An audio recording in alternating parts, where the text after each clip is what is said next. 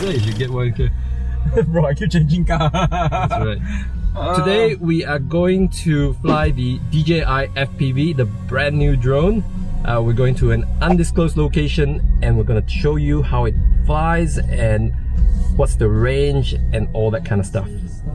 We only have one undisclosed location, by the way, so it's always the same undisclosed it's always location. the same undisclosed. What you gotta do?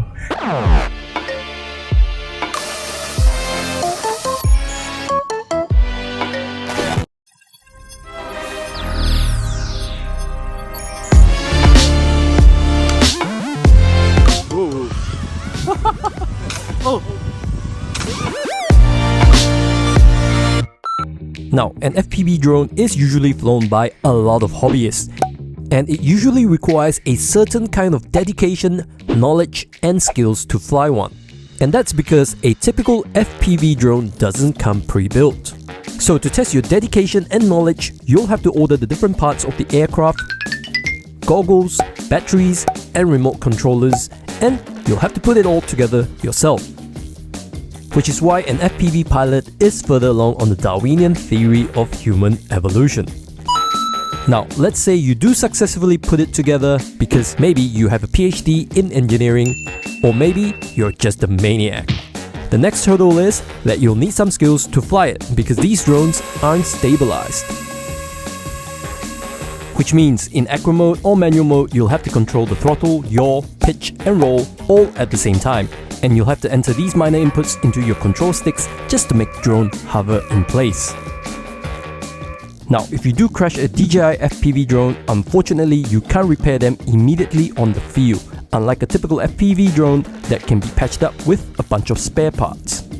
So, to train your skills before you take flight, DJI has provided you with a virtual flight app, so you can train in a simulated environment until you're fully confident. But when you do master it, your new skills will let you capture beautiful immersive shots like diving corkscrew down a waterfall, just like Tom Cruise. Terrain. Pull up, pull up.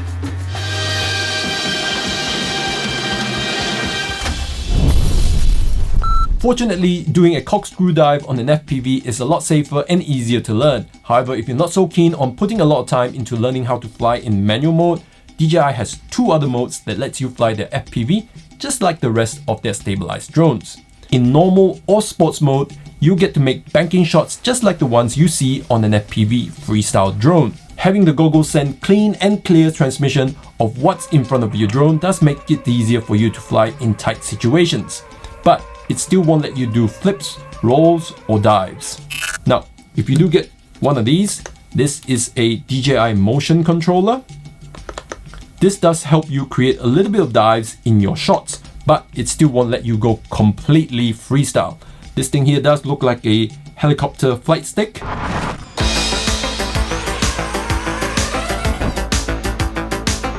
The trigger here controls the throttle. It does not fire any missiles, unfortunately. Squeezing it does make the drone move forward, and when you point the controller, there is a circle in your goggles that tells you where you are pointing the drone. Now, if you suddenly feel like you're getting out of control, hit this big brake button here and the drone will immediately create reverse thrust and it will hover in place. Now, the same safety feature is also found on the remote controller. Hit this pause button here and the drone will go into a full stop and it will hover in position. The DJI FPV also comes with other safety features like a front and downward sensor. They don't stop you from knocking into obstacles, but they will flash a red or yellow border in your goggles to let you know that you're about to knock into something. Now, if an aircraft is flying nearby, you'll also get a notification in your goggles. This drone is pretty smart and it also comes with a downward light to help you see where you are when you're landing during low light conditions. Speaking of low light conditions, I probably wouldn't fly it at night because the camera sensor is the same size as the Mavic Mini 2, which means the images can get very noisy during low light conditions. And when it's dark, you'll also start to struggle to see what's in front of you. So please be careful. The camera on the DJI FPV though can shoot in 4K and at 60 frames per second. The typical hobbyist drone probably doesn't shoot at such a high resolution or even have such a high frame rate. And in the live view mode through your goggles, you get 810p resolution at 120 frames per second for super low latency. And that gives you confidence to fly through obstacles because you can see the finer details and react accordingly.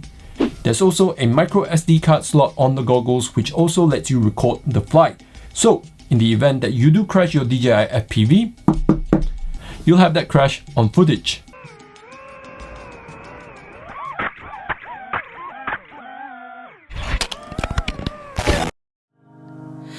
In the arms of the angel. DJI does say that you can fly their drone, their FPV drone, for up to 10 kilometers, and they have even adapted Occusync 3.0 into this drone. I personally love Occusync 2.0 because it's allowed me to get this shot in Shanghai while flying from over here. Occusync 3.0 should be better, but results will vary depending on where you are flying and how much interference you are getting. But what good is having range if you don't have enough power to keep it in flight? Don't die on me! Don't die, brother! Don't you die on me! And we've learned this the hard way after losing our Mavic 2. It can be very annoying at times because the pop-up keeps reminding you you're running low on battery, but trust the DJI system when it tells you to return home. On this FPV, DJI claims that the 2000 mAh batteries will give you 20 minutes worth of flight time, which we think is a bit of bull because we've only gotten 10 minutes of flight before the DJI system kicks in and wants to take it home.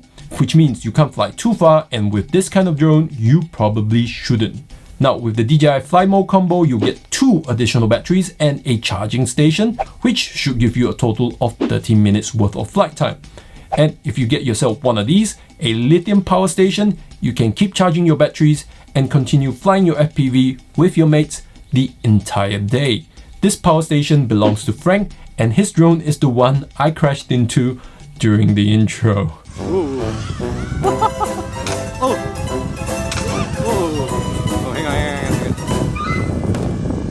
Sorry, Frank. With all the safety features on this FPV, DJI has made it a lot heavier than a typical FPV drone. At 795 grams, it will still hit 140 kilometers per hour in manual mode. And in sports mode, it will get up to 97 kilometers per hour, which is wicked fast. Well, it's a lot of fun. This is a very expensive FPV. If you can't be bothered to learn how to put an FPV together, if you can't be bothered to figure out what frequency to use on your remote control, and if you can't be bothered to learn how to charge and discharge your lithium batteries, but you still want to get into the world of FPV, and you have $1,300 left to spare, the DJI FPV is the one-stop shop that's going to make FPV flying accessible to us mere mortals. And speaking of mere mortals, you should probably look into signing up for a Dji Care Refresh when you get one of these. Your chances of crashing is pretty high, and we did crash ours. A brand new drone will set you back $739, but with Dji Care Refresh, you'll get a new drone for $259. You'll get 2 replacements for the first year and 1 replacement for the second year. So, we hope you've enjoyed our quick review from a perspective of a non-technical drone enthusiast. We've been wanting to try FPV flying for years, but the technical knowledge barrier has been our biggest challenge. DJI has finally come along and made it simpler for everyone to try it out. We've only wished that they made it cheaper. Thank you for watching. Please do drop us a thumbs up if you have enjoyed this video. We did accidentally crash our drone. Click on the link above to find out how we did that. And please do consider subscribing, as it will help us make more silly videos like these. Take care, safe flying, and we'll see you in the next one. Bye!